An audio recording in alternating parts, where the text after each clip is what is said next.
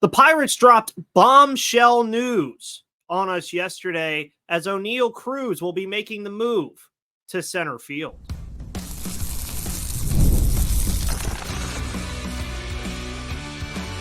You are Locked On Pirates, your daily Pittsburgh Pirates podcast, part of the Locked On Podcast Network, your team every day.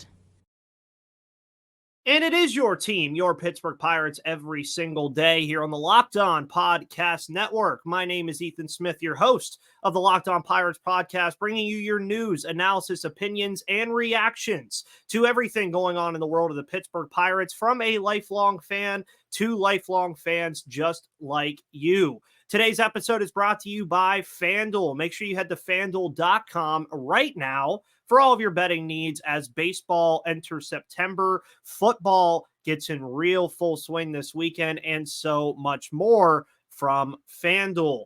But we're not here to talk about football. We're not here to talk about the game last night either because there wasn't much of one. We're here to talk about the news that happened before the game began yesterday. News that threw me off, threw a lot of people I know into a tailspin. And it was just news that came out kind of suddenly, it almost felt like, when it was released. And this was amidst Nick Gonzalez returning, Henry Davis coming back up, Jared Jones, who will be starting today. We'll talk about that later. Also coming back. We'll talk about all those things later.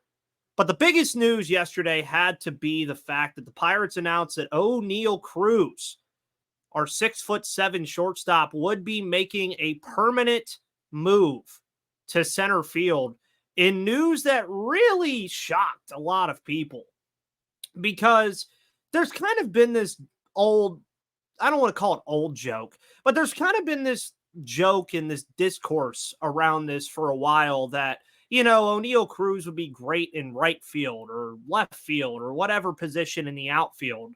And now it's actually happened.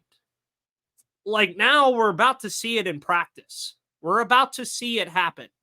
And I think a lot of people who were having discourse about this are kind of like, okay, let's see how it works out. My first initial reaction to this is that I'm happy that they're doing it now rather than doing it in spring and then going into next season, because they're going to try, and you're not going to get a full answer on how Oneil Cruz is going to look in center field over the course of a month. But now you're adding a month where you're actually playing games and you're going to have the whole offseason to work with him on this. You're going to have all of spring training to work with him on this. That way, when you get into 2025, you're not really all that worried about it. But Ben Cherington and Derek Shelton were speaking to reporters yesterday on this, and I found their comments very interesting. I'm going to let you listen to them, and then I'm going to give my take as well. From the time he was in the minor leagues to now, he really does want to be on a winning team. You know, he wants to be part of winning, and I think he'll be able to see that this, gives us an even better chance to do that. Hopefully, it increases the chances of us doing that. You know, he's a baseball player. He's a shortstop. Certainly, he's identified as a shortstop, but he's a baseball player first, and you know, he's going to want to be out there doing, you know, great things on a baseball field, and this is an opportunity for him to do that. He's going to have a lot of space out there to run around and show off all the things he has to show off. In center field, there's even, in theory, more space for him to, you know, just do things that, that the athleticism should allow him to do. And there are some features of that athleticism that we believe already suggest that, that degree of difficulty thing may be different in center than it was a short. Again, it'll take work, focus, hard work, time. You know, there's no substitute for the hard work that he'll have to put in.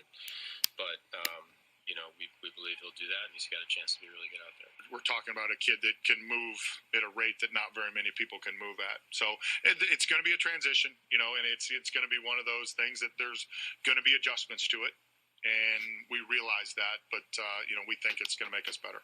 I think we're going to see some freedom out of him, and I think the largest component of this is like we're taking a kid that's an elite athlete and putting him in the middle of the field, and we've seen how center fielders can impact the game. I mean, you can impact the game from center field, and excited to see that. Excited to watch him, to do those things. We'll say the one thing, and I give Oneil a ton of credit, man. He's worked really hard on his defense. He worked really hard on his defensive short. He put in a ton of time. And this is not from something that was from lack of effort, lack of work, because he's worked his butt off out there all year long. This is something that we just kind of felt.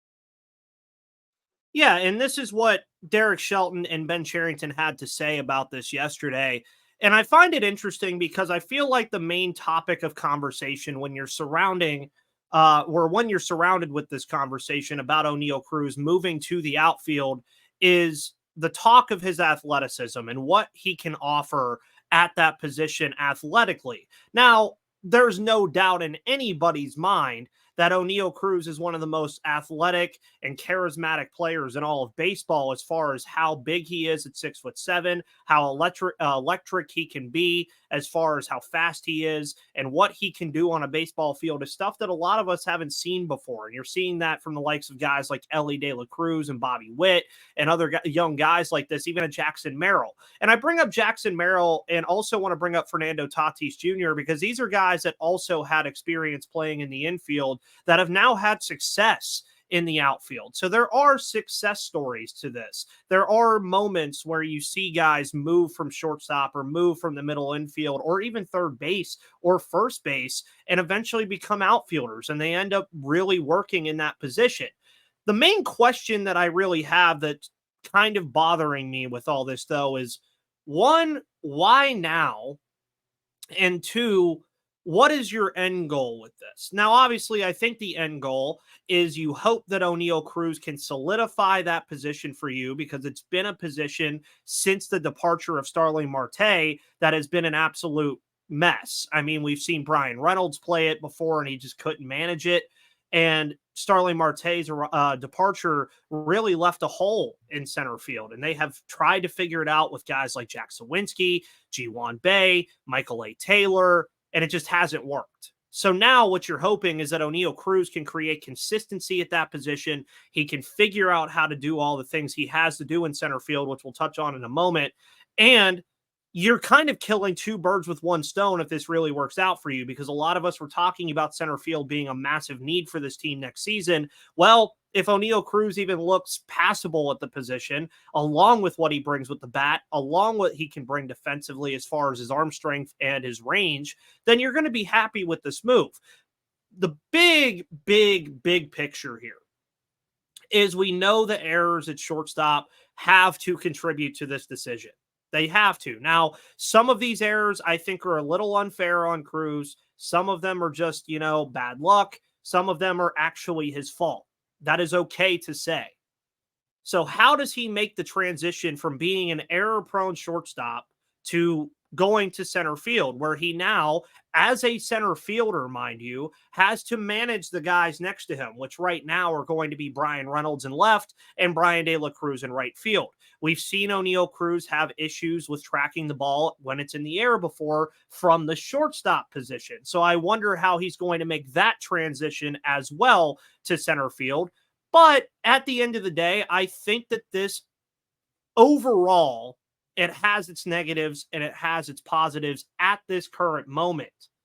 But I still think it's a good decision on the part of the Pirates. You look at a guy in Isaiah Kiner-Falefa who can play the position, is more than passable at the position, obviously struggled a little bit with it when he was in his time with the New York Yankees when he had a -3 outs above average. But a -3 outs above average is a lot better than a double digits negative outs above average. And IKF is just that kind of guy. Now, also, you have guys like Termarr Johnson coming through the system pretty soon who you hope you can trust to be a part of this future team. IKF, I don't think you really see past next year. Maybe you see him really enjoy Pittsburgh and he wants to stay and he ends up being a staple there for a while, but we just don't know. That's too far out right now. But really, at the end of the day for this, I think this was just a long time coming for Oneil Cruz. I think he did fine at shortstop. I think he did everything under his power that he could do at shortstop with the frame that he has, with the glove that he has, and especially with the arm that he has. And I think the arm strength especially is going to be his big calling card out there. I think he's going to hold runners on base a lot better than what we've seen from the likes of Michael A. Taylor and Ji-Hwan Bae. I think once he kind of learns the semantics of running the outfield as far as being in center field, I think that'll help him in the long run. Also, I think it's something that the Pirates are hoping can really work, because they wouldn't be doing it if it didn't really work. And then to really end it, and I don't want to end it really on a negative note, but it is interesting that this decision was made when it was made, because not even a week ago, well, a little over a week ago, we heard Ben Cherington and Derek Shelton kind of praise what Oneil Cruz was doing at shortstop, the adjustments that he had been making throughout the season, what he had been showing them as far as his work towards becoming a better defensive shortstop. And now you make this move on Sunday, apparently, was when this move was made and decided. It's just the timing is a little off. I'm excited for this. I don't think there's really any other way to not be when you're throwing a 6'7" guy who has one of the best sprint speeds in all of baseball in center field. It's kind of hard not to be excited. But also, just remember, it's a new position for Oneil Cruz. There's a lot to learn about said position, which is why I'm okay that they're doing it at the time that they're doing it, with the Pirates effectively out of the playoff picture. And at this point, if it works, you look awesome. If it doesn't, at worst, Oneil Cruz ends up being a full-time DH, which stings because of the athleticism that he brings to this team. But let's be positive about it. Let's support Oneil Cruz in this endeavor. Let's live with the growing pains that are going to come with him learning this position. And who knows, maybe he becomes one of the best young center fielders in baseball. There's a lot of reward for this. There's also a lot of risk that comes with this also. Folks, Jared Jones is returning from the IL today to start for the Pittsburgh Pirates against the Chicago Cubs after making some rehab starts in Indianapolis. What can we expect from Jared Jones in his first start in a while? And is this return solidifying the rotation? We'll discuss in a minute.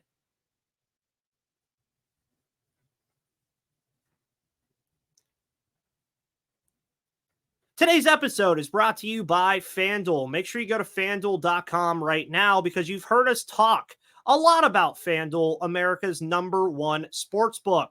Well, we have something a little different for you. Now through September 22nd, all FanDuel customers can bet $5 and get a 3-week free trial of NFL Sunday Ticket from YouTube and YouTube TV. Then, with a YouTube TV base plan, you'll be able to watch every regular season Sunday afternoon out-of-market game. All you need is a Google account and a current form of payment, and you can cancel anytime. Just visit FanDuel.com/lockedon to download America's #1 sportsbook, where you can bet on football, baseball, the NHL, the NBA, college football, and more. So again, just visit FanDuel.com/lockedon to download America's #1 sportsbook today.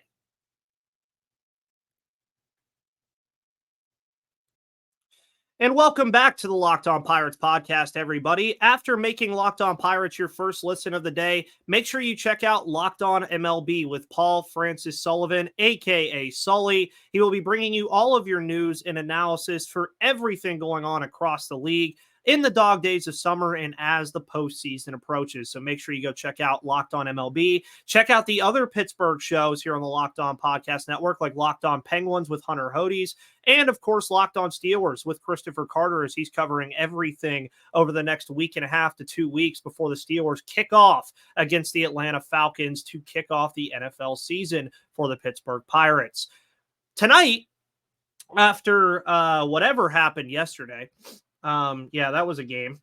It was something. It was a baseball game that had 9 innings played and 2 teams played in it, and one team played good and the other did not. But tonight, Jared Jones has a chance to even the series against the Chicago Cubs, and he is back today off the IL with the lat strain, the same injury, mind you, that David Bednar dealt with earlier this year. Jared Jones, of course, makes not a ton. He makes 3 rehab starts with the AAA Indianapolis Indians.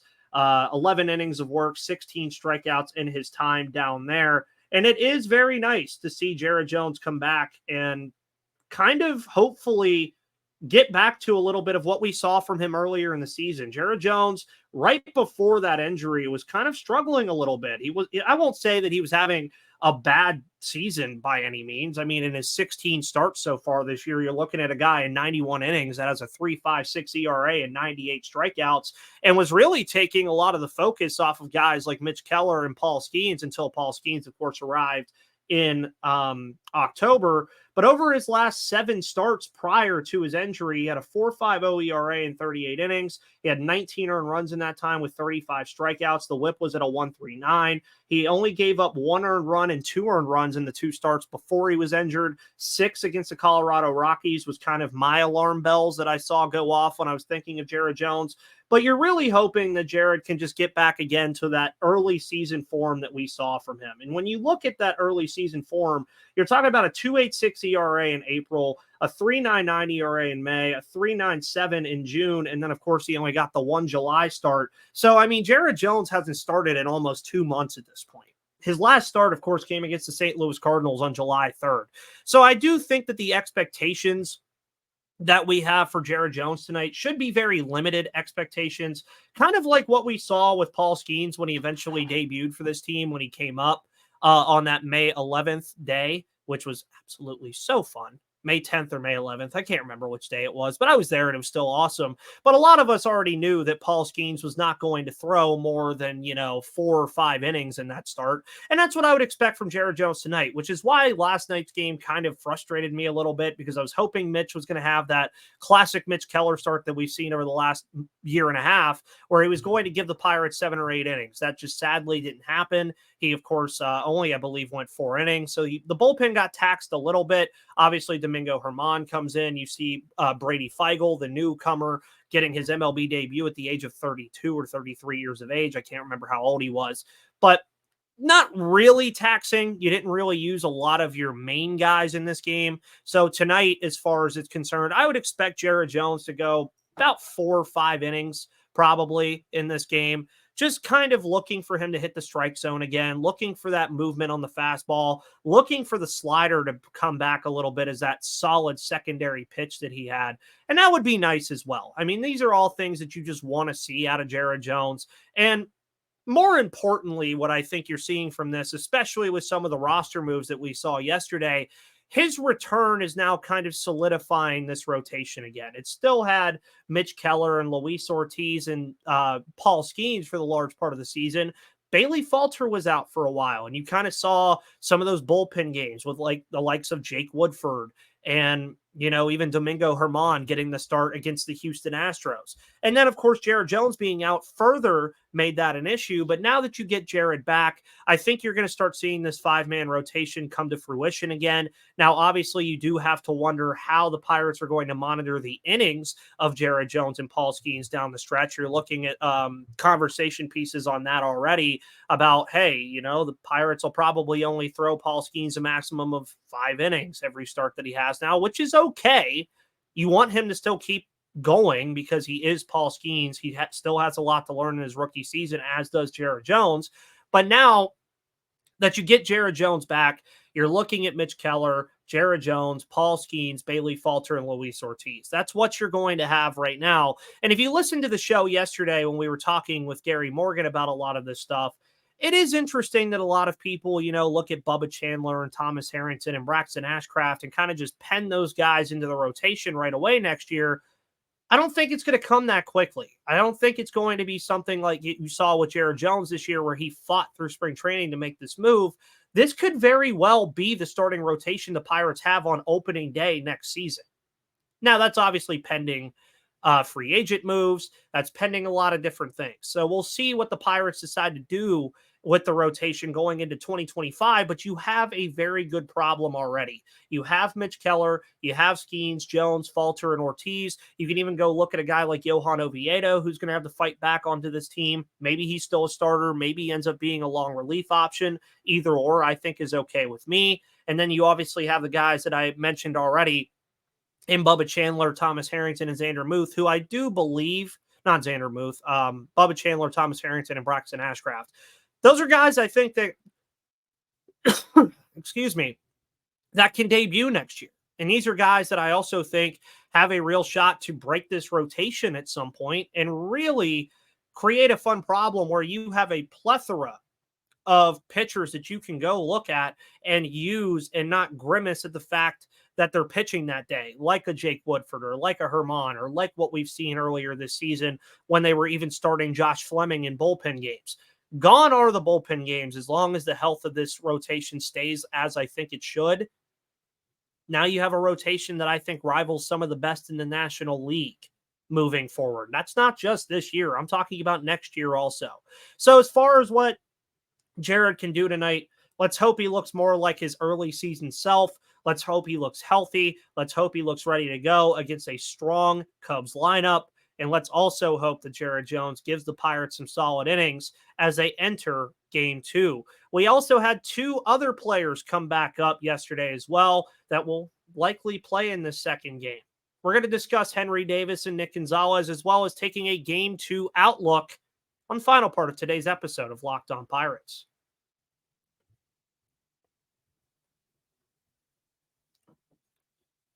Today's episode is brought to you by Supply House. Shop Supply House for all of your plumbing, HVAC, and electrical product needs at supplyhouse.com, because you can get supplies from the site that's made for the skilled trades, supplyhouse.com. Supplyhouse.com is a reliable way to order plumbing, HVAC, and electrical products online. Their easy-to-use website is packed with helpful resources and the latest product info to help you get the job done right. Shop a complete inventory of over 200,000 parts from over 400 top brands and get your order delivered right to your door with fast shipping from coast to coast. If you need help with an order, get expert support and industry-leading service from the friendliest folks in the business and talk to a real person every time.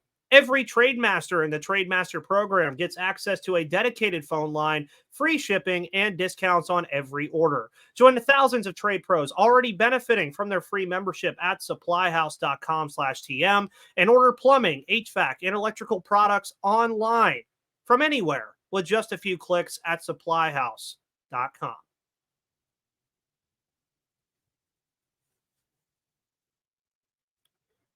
And welcome back, everybody, to the final part of today's episode of Locked On Pirates here on the Locked On Podcast Network, where it is your team, your Pittsburgh Pirates every day. If you're on the go for Pirates games through the end of the season, make sure to go to the SiriusXM app and listen on the radio broadcast. All you have to do is search Pirates, and you can find the Pirate game on the radio while you're on the go. Pirates, of course, will play the Cubs tonight, looking for a series split against their NL Central rivals. Now the season series tied at 4 apiece, so these last two games could really decide things on who ends up winning the series here against the Pittsburgh Pirates and the Chicago Cubs over the course of the season. They still play one more time, but it will be Jared Jones versus Justin Steele, and Justin Steele not having that typical Justin Steele year that we've seen from him in the past. The Pirates have had success against left-handed pitching. Obviously, you get Nick Gonzalez back, who will help with that. Henry Davis, I think, will also start tonight after just kind of a miserable outing behind the plate from Yasmani Grandal defensively yesterday. So I think you'll expect that. And really with Henry Davis, I think it's a lot like Jared Jones at this point. You kind of want to see Henry Davis come back up, and it doesn't have to all happen at once, but you want to see Jared Jones be comfortable. You want to see Jared Jones kind of come back into his own and be a guy that, but not Jared Jones, Henry Davis. You want to see him come back and kind of solidify his place on this team next year. Now, I'm not doubting that he'll probably be a part of this catching group next season when the Pirates break camp alongside Joey Bart. But at some point, you do want to see Henry Davis kind of break out a little bit. You kind of want to see him do what he's been able to do in AAA, where he's putting the ball at all parts of the field. He's finding ways to get on base. He's hitting homers. He's using his power to his advantage. You want to see him bring those things up to the MLB level. We haven't seen that yet. But I do think that Joey Bart is a very good comparison to what we can probably expect from Henry Davis, because Joey Bart, much like Henry Davis, was a top selection in the draft. He was highly touted. He was supposed to be Buster Posey's replacement in San Francisco. And it's taken a while for him to pan out, and he's panned out and some with the Pirates this year. Now, is that something that going into next season we can really expect from Joey Bart? I don't know yet, but this is the sample size that we've been given, and it's been a good one from Joey Bart. So you're expecting that Henry Davis comes up and hopefully figures it out a little bit. And also, I know Grandal has had a good past 30 days, and he's, hit 3 homers in the last 5 or 6 games and stuff like that. He's not going to be on the team next year. So let Henry Davis start 4 or 5, even 6 days a week at this point. You got to get looks at the guy. When Joey Bart comes back, I can understand flipping him back and forth. But also with Andrew McCutchen out, why not DH him right now? I know the DHing is kind of reserved for Oneil Cruz at the moment, because I think they want to ease him into this center field thing. I think they want to make sure that he's going to be okay in center field before they throw him out there. But Henry Davis has the opportunity to really have a strong ending to the season. And I think that is of the utmost importance for Henry Davis, because he is important to the future of this team. He is a former number 1 overall selection, and he has the talent. He just hasn't been able to translate it to the MLB level just yet. A guy that has, though, is, of course, Nick Gonzalez. Now, Nick Gonzalez has had a knack for the dramatic this year. Tons of clutch hits from Nick Gonzalez this year from what we've seen from him. But when I saw his OPS number when he came back yesterday and it was below a 700, I was like, it's a little interesting, because, 680 is not that great for an OPS number. You always want to try to be above that 700 OPS number. But Nick Gonzalez has shown a lot this year. He's shown a lot more than what we saw in last season's outings that he had, and enough to really push Isaiah Kiner-Falefa to shortstop and have Nick Gonzalez as the everyday second baseman. Triolo right now with Hayes out can play third base. I think that's perfectly fine. You kind of need an answer on Jared Triolo and where he's going to fit into this team potentially next year. Nick Gonzalez has not left anything really to say that he shouldn't be the starting second baseman going into next season. Now, you do want him to kind of get back to some consistency, which is what we saw when he came back. He was consistently hitting the ball. He was hitting it to all parts of the field. He was getting dangerously close to a lot of home runs for like a stretch of like 2 weeks where he was hitting the ball to the warning track, it seemed, every single at bat. But you really want to see Nick Gonzalez, much like I said with Henry Davis, kind of just solidify that spot for him. You don't really want to have a ton of question marks going into next season, as far as the question marks that you already have, like first base and the outfield potentially and other positions. So you don't want to add more to that. And I think if Henry Davis and Nick Gonzalez can have strong endings to the 2024 season, then you're starting to eliminate some of those questions. And I think that's what you want to see. Now, as far as what goes on tonight, you're just hoping that Jared Jones can pitch a lot better than what we saw from Mitch Keller yesterday. The Cubs just seemed to be seeing the ball really well yesterday. It looked like it was just an outing that wasn't going to ever really be that great for Keller. You obviously had Herman have the blow-up relief outing. So you're really just hoping that the Pirates can stay in the game, because the Cubs do have a bullpen that, if the game is close, it has had an interesting dilemma with winning those games, much like the Pittsburgh Pirates. So you want to stay in the game late, give yourself a chance to win, and hopefully split the series against Chicago. Folks, thank you so much for tuning into today's episode of Locked On Pirates here on the Locked On Podcast Network, where it is your team, your Pittsburgh Pirates, every day. My name is Ethan Smith. Follow me right there on Twitter at MVP_Ethan or at Locked On Pirates for all of your news, analysis, opinions, and reactions to everything going on in the world of the Pittsburgh Pirates. You can find this show on YouTube and all of your audio platforms. It is free and available to you every weekday. And folks, have a wonderful rest of your Tuesday. Enjoy Jared Jones being back on the mound tonight. Tomorrow, we'll be talking about Paul Skeens, everything that happened in Game 2, and any other news that comes out with the Pittsburgh Pirates. But until then, see you on the flip side.